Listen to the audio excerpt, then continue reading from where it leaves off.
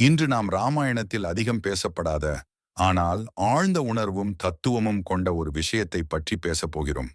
லட்சுமணனின் மரண செய்தியை கேட்டபோது ஊர்மிளா ஏன் சிரித்தாள் என்பதையும் அதன் பின்னால் இருக்கும் உண்மையையும்.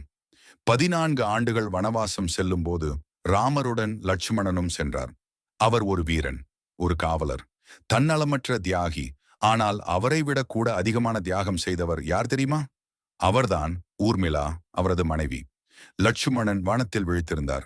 ஆனால் ஊர்மிளா ஒரு அரண்மனையில் விழித்திருந்தார். ஒருவரது போர்க்களம் காட்டிலும் மற்றவரது போர்க்களம் மனதில்தான். லட்சுமணன் பகலிலும் இரவிலும் சீதாராமருக்காக விழித்திருந்தார். ஆனால் ஊர்மிளா, அவர் விழித்து இருந்ததற்கே காரணம் இருக்கிறது.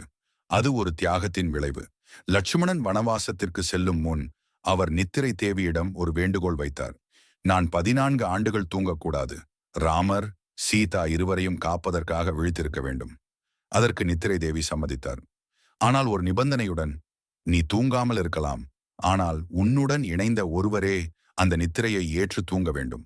அந்த நிபந்தனையை அறிந்ததும் ஊர்மிளாதான் அந்த தியாகத்தை ஏற்க முடிவு செய்தாள். அவர் 14 ஆண்டுகள் தூக்கமிழந்து ஒரு கண்ணிமைக்கும் கூட இடம் கொடுக்காமல் மனதார தியானத்தில் இருந்தார். அதனால்தான் லட்சுமணன் உயிரிழந்த செய்தி வந்தபோதும் ஊர்மிளா அழவில்லை. அவள் சிரித்தாள்.